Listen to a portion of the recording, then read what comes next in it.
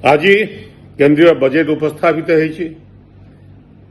केंद्रीय बजेट को ध्यान सह देखुली, आशा करुली जे ओडिशा न्याय पाइब बोली केंद्रीय बजेट रे।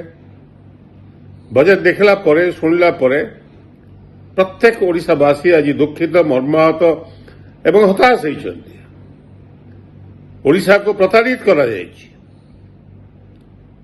अन्य राज्य को साहाय्य दिया जाऊ कहारी आपत्ति नहीं, किंतु प्राथमिकता होची ओडिशा प्रथमे विचार को निया जावा उचित। केवल यही दृष्टि नुहे जे बीजेपी बहु संख्यार लोके बीजेपी को भोट देइछंती बोली, किंतु ओडिशार वस्तुस्थिति संपर्क में जदि आलोचना करा जाए, ओडिशा गरीबी रे देश रे 1 नंबर, अनग्रसरतार आमे 1 नंबर, मुंड पिछा आरे आमे सबुठु तले देश रे, कृषि उत्पादन रे मध्य आमे बहु पछार रही।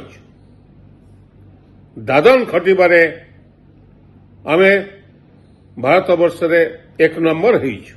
ओडिशार गरीबी को ए बजेट उपहास करिछि। आमे आशा करूथलु जे डबल इंजिन सरकार दिल्ली रे एवं राज्य रे ओडिशावासींकर मौलिक समस्या उपरे किछि व्यवस्था करिवे बोली बजेट रे। बिहार कि आंध्र प्रदेश रे राजनीतिक दृष्टिकोण कौन विचार करा जायछि मु ता भितर को जीवा को चाहे ना। अन्य राज्य तांकर हक पाई लड़ाई करछंती एवं सेमाने पाइले मोर किछि आपत्ति नाही कि कहार किछि आपत्ति रहिबा उचित नुहे, किंतु ओडिशा को जो अन्याय करा गला आठो बड़ी दुखर कथा किछि न थाई पारे। ओडिशावासी अपेक्षा करिथिले जे केंद्रीय बजेट आसिले बहुत किछि आसिबो।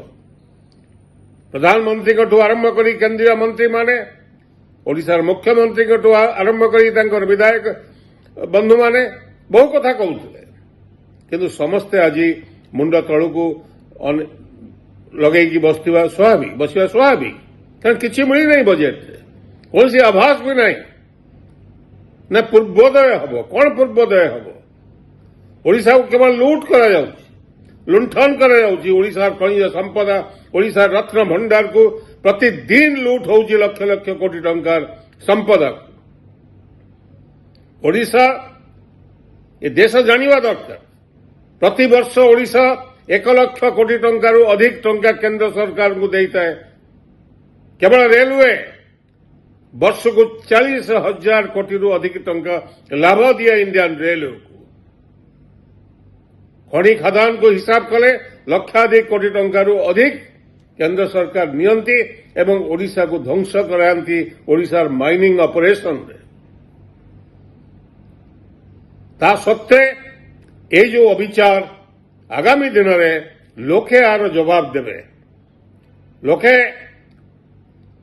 जो अन्याय है एवं ओडिशा को जो बड़ी भाव व्यवहार करागला ता विरुद्ध प्रतिवाद स्वर आगामी दिन में ओडिशावासी आहरी तीक्ष्ण हम एथरे कौन सन्देह ना। आशा करे ओडिशार प्रत्येक युवक छात्र, साधारण मनीष, इंटेलिजेंसिया ए संपर्क में मत दृढ़ भाव ए अन्याय प्रतिवाद करने आगे आसवे। धन्यवाद, नमस्कार।